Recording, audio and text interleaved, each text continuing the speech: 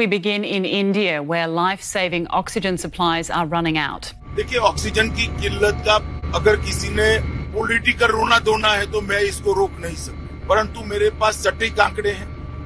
Demand supply का gap बहुत narrow हुआ है, मगर कमी नहीं।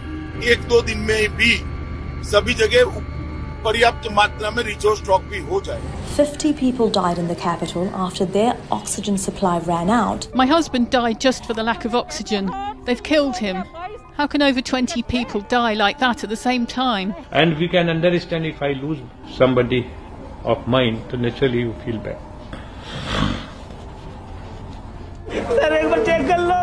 Please come see my mother, this man pleads, but it's too late for her. This man says his wife couldn't breathe, but the hospital didn't have any oxygen to spare.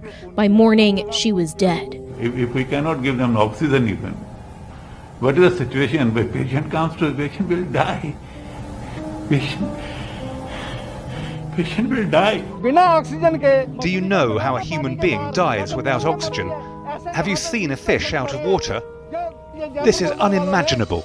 They are all human beings. They were my patients. They were my responsibility. They came on faith of Dr. Baluja and Jaipur Golden Hospital. But what Dr. Baluja doesn't have is oxygen in his hand. And where we failed, the only element which was to be contributed by the government, oxygen. That's the one factor which failed. And this is a never-ending thing. It happens every day. Today is one of the worst days. And I'm really sorry, but it's overwhelming and it's very depressing and it's very...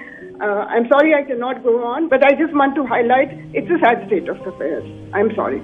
First of all, I think it's too much of an anxiety for healthcare workers to live from one oxygen cylinder to another oxygen cylinder. We can't just live like that. We can't live under so much of pressure because we are at the front line and we need oxygen. Yeah. Of course.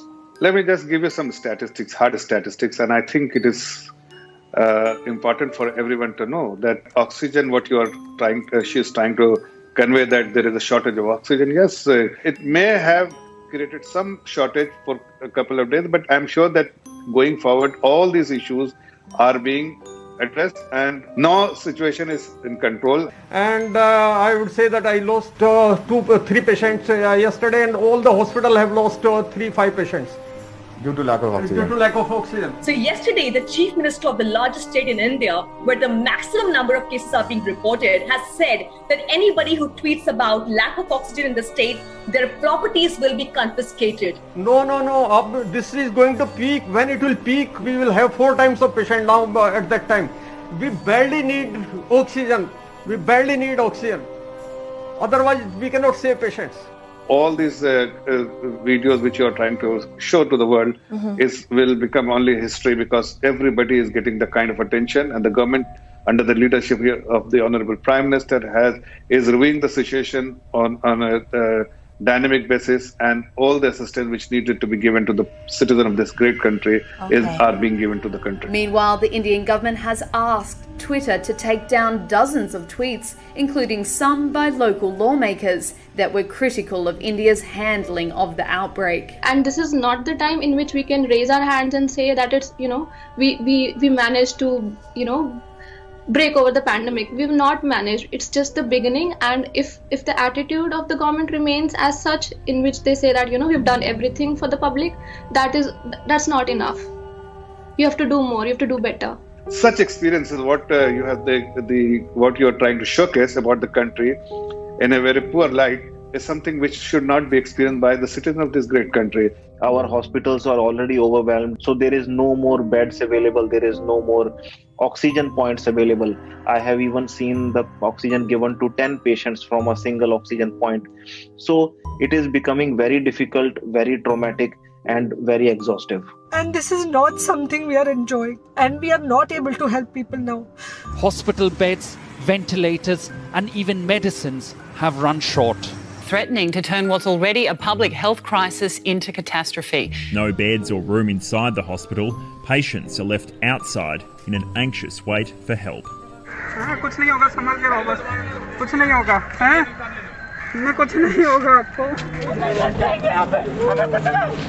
Families are getting increasingly desperate. Patients continue to arrive at hospitals struggling to breathe, needing urgent treatment. But the health system is close to collapse.